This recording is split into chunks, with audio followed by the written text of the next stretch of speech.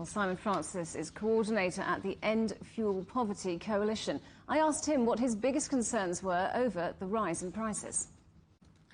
Well, the fears of not just ourselves, but a much wider group of charities and campaigners called the Warm This Winter campaign are really worried about the massive increases we're going to see in the health impacts that we're going to see in terms of the fuel cost rises this year. So, people living in a cold, damp home are really going to struggle with some really quite severe health problems. So, for example, if you've got a heart condition, if you've got lung conditions, if you're recovering from surgery, if you have poor mental health, all of those things are made much, much worse by living in a cold, damp home. And indeed, the World Health Organization predicts that in the UK, there's thousands of people who die every year because they live in cold, damp homes. And if fewer people can afford to heat their homes to the right temperature, then more people are going to be in cold, damp homes, and more people, especially the elderly or disabled or the vulnerable, are sadly going to get really ill and may even die. And we've heard some people saying they're going to be forced to make really difficult decisions, like perhaps choosing whether to pay these bills or to buy food. Is that something you foresee happening? It's happening already. Energy bills in the UK have been going up since before this crisis this summer, and we're already seeing 6.5 million people, households in fuel poverty already. This is going to go up to potentially even 12 million by January this year, and all of those households are going to be people who are struggling to make those choices.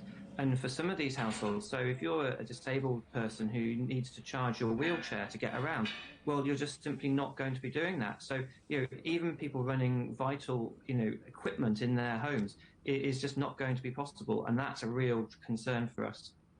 And this isn't the highest that energy bills are likely to go, is it? They could be up again substantially in just a few months' time. And I think that's what's really scary. And we called the decision of Ofgem, the regulator, to introduce another price rise in the middle of winter. We called that inhumane, and it is, because you're going to be asking people to go through the sacrifices that they're going to have to make over the next 3 months.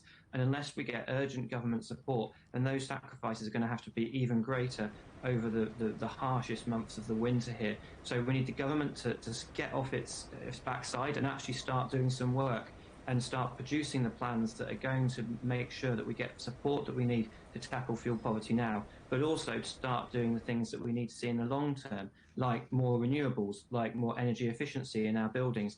And the government needs to act, else it will have a real crisis on its hands.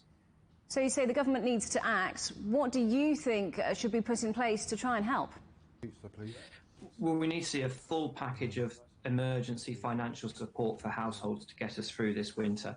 And that is something that we are probably going to have to see targeted at those who are most vulnerable, but all households are going to need additional support over and above previous measures that were announced last May to help us. So the government needs to produce that package of support, but also it needs to start investing in the long-term solutions. As we mentioned, we need to see more energy efficiency of people's buildings. We need to see more move towards cheaper, cleaner renewables, and we need to see an end to our reliance on expensive oil and gas.